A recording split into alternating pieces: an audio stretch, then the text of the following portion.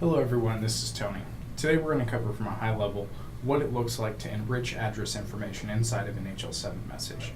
You can use the same concept to really utilize address enrichment for any data format you have, but specifically we're going to be talking about the healthcare industry today. There will be other videos that you can watch on how to connect into the raw HL7 data, or how to do data transformations or connect the dots within the process designer. This is just going to be a high-level understanding of what it looks like when all of the parts and pieces are put together. So let's go ahead and get started. First, go into your design environment. Once you're actually in your design environment, you're able to select your process flows that you would like to work with and utilize. So in this particular case, what we're going to be simulating is where you have some kind of application like an EMR that outputs HL7 data into a specific directory.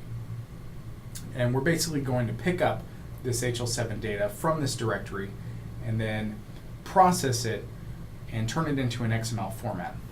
And this XML format will then be sent to Melissa Data to enrich and standardize the address information. And when we get back the response from Melissa Data, we're going to load that into a SQL database so that we can keep track of which records have had to have their addresses modified. And once we do that, we're then going to finally merge that updated address information back into the HL7 transformation so that we have the final enriched HL7 message with the updated address information. So let me go ahead and run this, and I'll show you what we're going to begin with and then the final product. So go ahead and execute this. And while we wait, I'm going to open up my remote desktop. And as you can see here, we have one HL7 message. It's an ORM transaction that we're going to be working with. So if I go ahead and double click this, in the center of this transaction near the top, you're going to see that we have an address, and at the end of this you have that it's in Austin, Texas.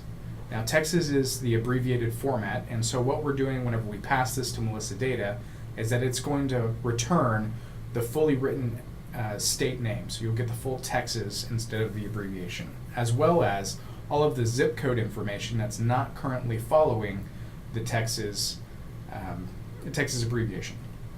So as you can see, the transformation just finished executing and the new file was created, and that's represented by the new ORM sample message. So let's go ahead and open that up and see what we got back.